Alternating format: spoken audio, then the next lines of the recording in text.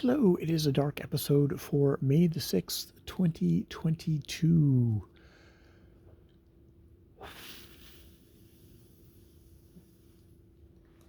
Psst, psst, psst, psst. Theo, when he barks, just kind of erupts into a which, for such a small dog, he can very much explode with a lot of sound. Yes. Most part he's quiet, but boy, when he barks, both they can be very, very loud. Very, very loud. Um, I don't know what I've got to say tonight. You know, most nights I have stuff to say, and probably if I think about it for a moment, I can find something. I can find something to say. But sometimes I do press record and go, well, I guess something will happen because either it happens or it doesn't happen. Um, it's the form that I pour things into. I've started a notebook for doodling, and I kind of centered on a story, which is when I was like a young, horny teenage guy and really awkward, you know, didn't use deodorant for some bizarre reason, super shy, but also super lusting after, you know, any girl at my, that I saw, that I was on the bus and I got teased by a couple of girls. And it horribly embarrassed me, but it also deeply, deeply imprinted on my psyche. And I've been thinking about the story, about doing like it is a kind of a cartoon story, cartooning it. And I think the thing that was kind of holding me back on it was trying to just do realistic figures when it was like, oh no, I shouldn't do it as realistic figures. I should do it as what it feels like.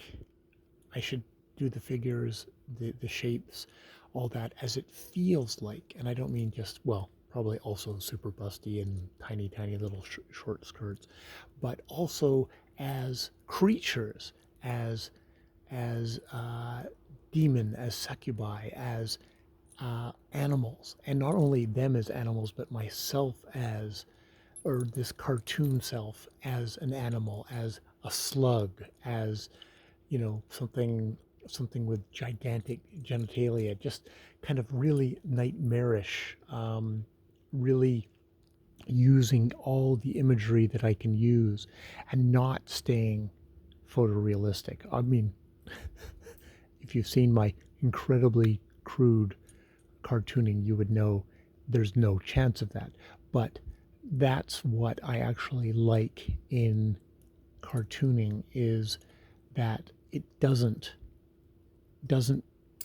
be fixed to any kind of physical reality, that it is um, all it can be very, very subjective. It can be very fantastical in its shape, even if it's telling an actual story.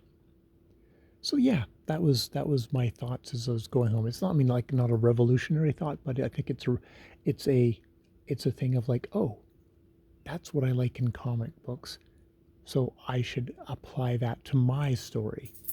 And, it being an emotionally true-ish story, but not being a it's not a photographic thing. And I mean, that would be really gross because I was a young teenager and these girls were actually young teenagers. So that would be really fucking gross. I don't want to do that. Um, there's something else there that I'm getting through whatever memory. And I mean, it has got nothing to do with those actual real girls. You know, this is all stuff that was happening in my head, in my body, is really what my subject is, not the teen girls who are the fetish objects in the story, and are also actual real girls. Uh, that might be, that still might sound incredibly creepy, but there's something I'm getting at there. Um, Something that still kind of lives in my head that kind of fell into my mind as something to do for a cartooning story. Um, Vaguely in the R. Crumb school, which probably means horribly inappropriate and something that should be canceled immediately. Um, but is also expressing some kind of an iddish thing that, you know, I'm doing this for my own amusement, so I will probably do that. And I don't know if you'll ever see anything of it. You'll just hear me yakking about it, which is probably tiresome enough. All right. I have been Jay, and yes, I opened my mouth and I started yakking. More videos later.